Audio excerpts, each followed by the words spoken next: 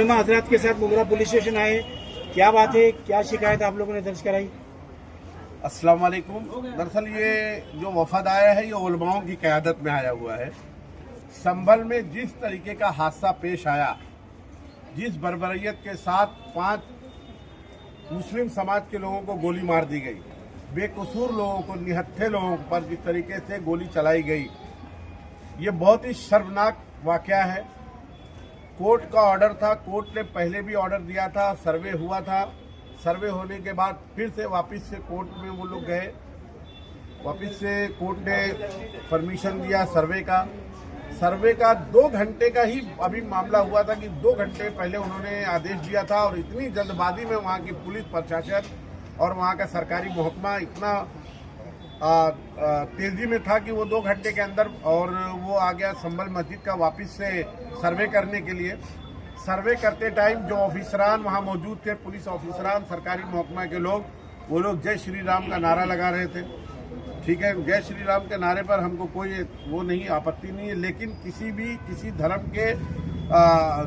की मस्जिद या इबादत गाह में जाते वक्त आप इस तरीके का अगर नारा लगाएंगे तो किसी के भी जज्बात को ठेस पहुंचती है।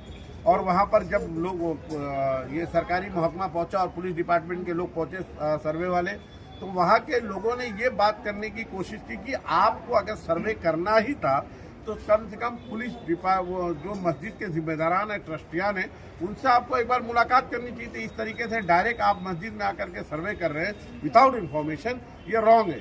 जिसका लोग एहतजाज कर रहे थे कानून के दायरे में रह करके, जिसको बाबा साहब अम्बेडकर ने जो हमको हिंदुस्तान में कानून दिया है उसमें रह करके लोग विरोध कर रहे थे, लेकिन जिस तरीके से पुलिस ने डायरेक्ट उनके सीने पर गोलियां चलाई है, ये हिंदुस्तान का बहुत ही सबसे शर्मनाक वाकया है।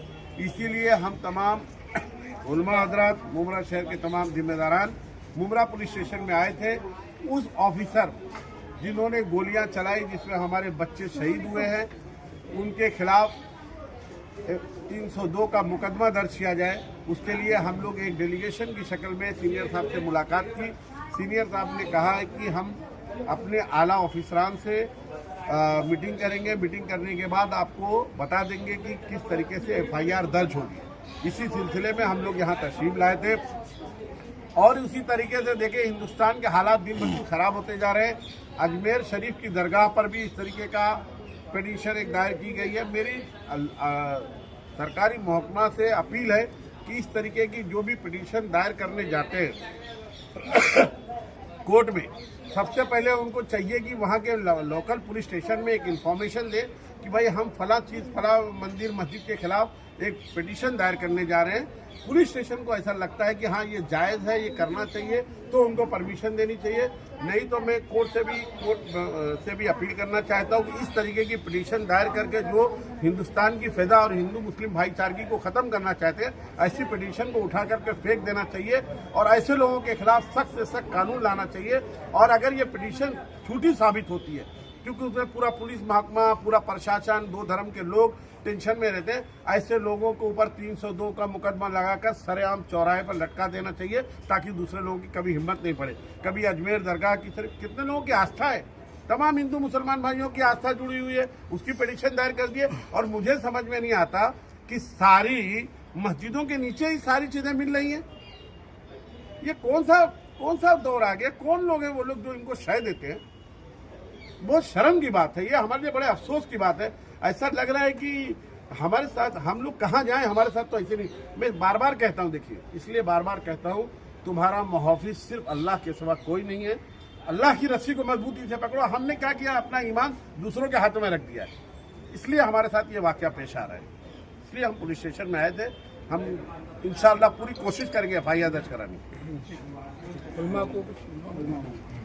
सबसे पहले आपका नाम बताइए, कौन सी जमात से ताल्लुक़ रखते हैं आप? शब्बीर अहमद कासमी, मैं उलमा देवबंद से ताल्लुक़ रखता हूँ। आप भी पुलिस स्टेशन आए थे? जी, हम इसी संभल के मामले को लेकर के आए थे।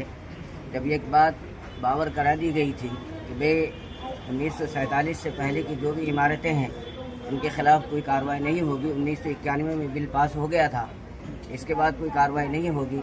फिर याचिका दाखिल करके और उस पर इमीडिएटली कार्रवाई करना, ये जो है सरासर जुल्म और ज़्यादती। ये ख़ास करके एक ही तबके के लोगों को जो है डायरेक्ट फायरिंग करना। हालांकि पुलिस को ये इख्तियार है, अगर वो चाहते तो दूसरे तरीके से मजमे को मुंतशिर कर सकते थे। आंसू गैस छोड़ते या पैर में गोली मारते, सीधा जो है सीने पर गोली मार करके नौजवानों को शहीद कर दिया गया। इस सरासर जुल्म और ज़्यादती। दूसरी बात ये कि भाई ख्वाजा गरीब नवाज की दरगाह 800 साल पुरानी दरगाह है, सारे लोगों की आस्थाएं उससे मुंसलिक हैं। सब लोग जानते हैं कि बहुत पुरानी जगह है और 1991 में बिल पास यानी ये कानून पास हो गया था कि किसी भी इमारत की सर्वे नहीं की जाएगी।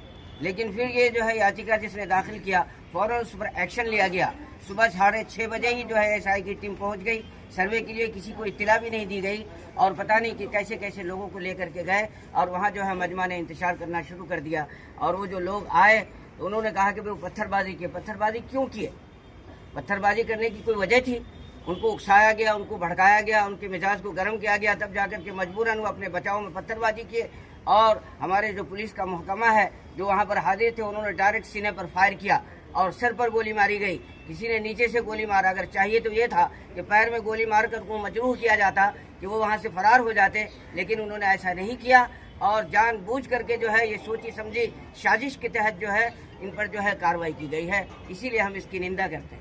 उम्मत मुस्लिमा इस वक्त परेशान है, क्या रहबरी उनकी की जानी चाहिए और उलमा आज़ाद उनको क्या संदेश देंगे? उलमा की जो है ये जिम्मेदारी है कि जो हमारी कौम परेशान है उसके तो हम खुद जिम्मेदार हैं कि हमारे अंदर इंतशार है।